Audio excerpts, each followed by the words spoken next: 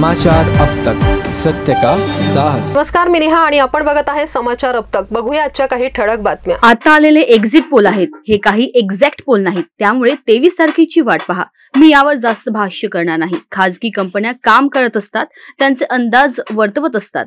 महाविकास आघाडी महाराष्ट्रात 165 जागा जिंकणार असल्याचा विश्वास व्यक्त करत आम्ही सत्ता स्थापन करू असा दावा विधानसभा विरोधी पक्षनेते विजय वडेट्टीवार यांनी केलाय। पुढे बोलताना ते म्हणाले, महाविकास आघाडीचे नेते एकत्र बसून मुख्यमंत्री कोण होणार यावर निर्णय घेतील। माध्यमातून प्रश्न विचारण्यात आल्यानंतर संजय राऊत यांच्या तोंडून काही शब्द निघाला असेल, मात्र आमचे प्रदेशाध्यक्ष नाना पटोले यांनी त्यांना मुख्यमंत्री व्हायचे आहे असे कधीच म्हटलं नाही, असेही ते म्हणाले। एक्झिट पोल हे एक्झिट पोल असतात, ते एक्झॅक्ट पोल नसतात।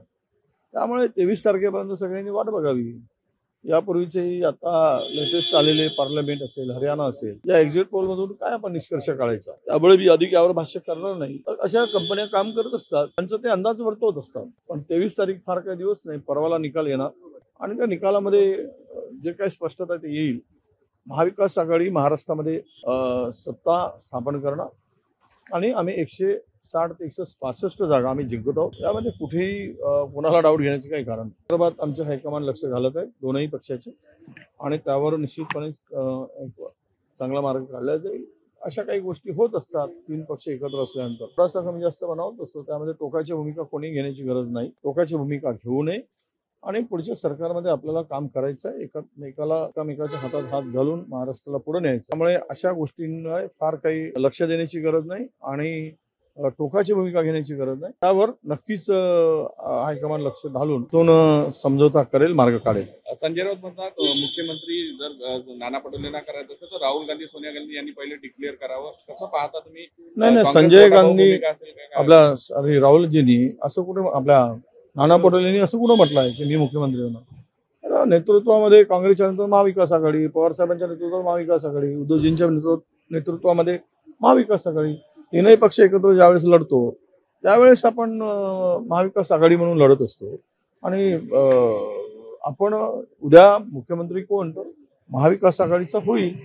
3 पक्ष ज्यावेळेस काय त्यावेळेस ज्या गोष्टीला काही संबंध नाही, त्या गोष्टीला तुम्ही सगळे मीडिया प्रश्न विचारून मला वाटतं की अशातून त्यांच्या तोंडून काही बोलवून घेतला असाल।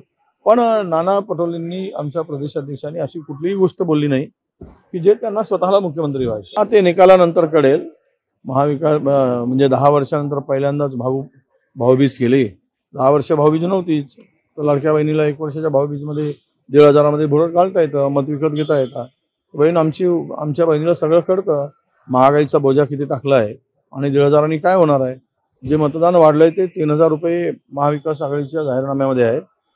त्यांना विश्वास आहे, राहुल गांधीवर विश्वास आहे, शरद पवार साहेबांवर विश्वास आहे, उद्धव ठाकरेवर विश्वास आहे। त्यामुळे 3,000 रुपये त्यांच्या खात्यात लाडक्या बहिणीच्या गृहलक्ष्मी योजनेद्वारे टाकणार आहोत। त्यामुळे त्यांनी मोठ्या उत्साहानं जोमानं मतदान केलेलं आहे, त्याचा आम्हाला नक्की फायदा होईल। नाही, हे सगळे पक्ष करतात, काय लपून नाही, आम्ही करतो, ते करतात।